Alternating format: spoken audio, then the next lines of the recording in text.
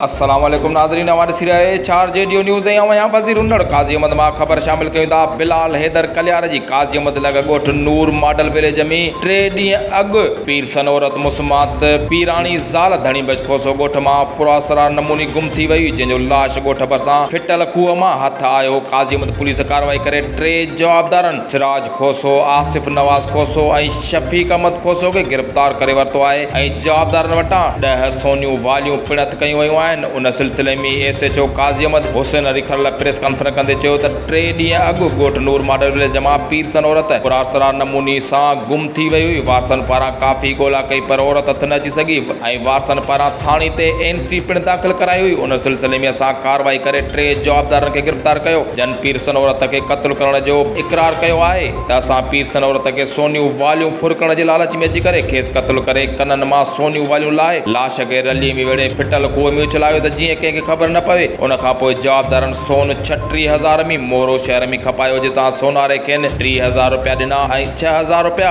बकाया रहाया। असां जवाबदारनि वटां 10 सोनियूं वालियूं रिकवर कयूं आहिनि। वधीक SHO चयो त क़त्ल थियल पीर सनोरत जे धीउ मुस्मात रूबीना ज़ाल फोटो खोसजे। फिरियाद ते जवाबदार मथां पीर सनोरत खे क़त्ल करण जो केस दाख़िल कयो वेंदो। होॾां क़त्ल थियल पीर सनोरत जे धीउ मुस्मात रूबीना खोसो साफ़ सां ॻाल्हाईंदे चयो त मुंहिंजी माउ पीर सन जंहिंजे अखियुनि जी नज़र पिण घटि हुई, ज़ालमनि खे सोन जे लालच में अचे करे बेदर्दीअ सां क़त्ल करे खूह में लाश उछलाए वॾो ज़ुल्म कयो आहे। जवाबदारनि खे सख़्त सज़ा ॾिनी वञे ऐं सज़ा इंसाफ़ कयो वञे। यादि रहे त सोशल वर्कर जान मोहम्मद कल्यार पहिरें ॾींहं खां ॻोल्हा में मदद पिण कई ऐं आवाज़ बुलंद करण में पिण अॻु भरो रहियो। HR JDO न्यूज़ में फ़िलहाल एतिरो ई। वधीक ख़बरनि अपडेट्स लाइ ॾिसंदा रहो HR JDO न्यूज़।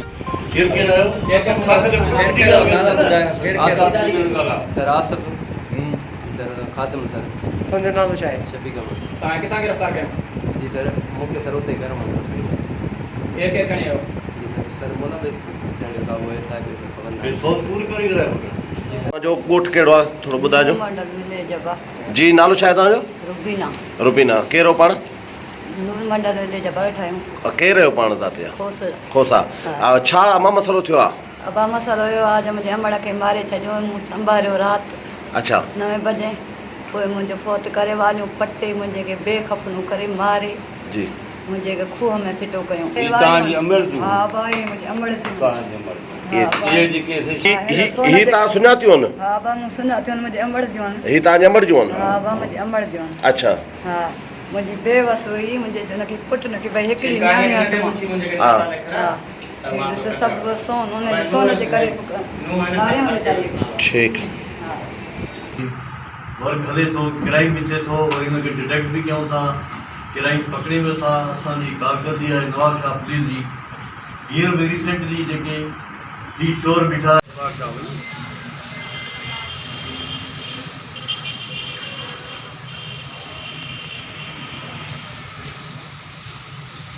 बस हिकिड़ो मिंट सर।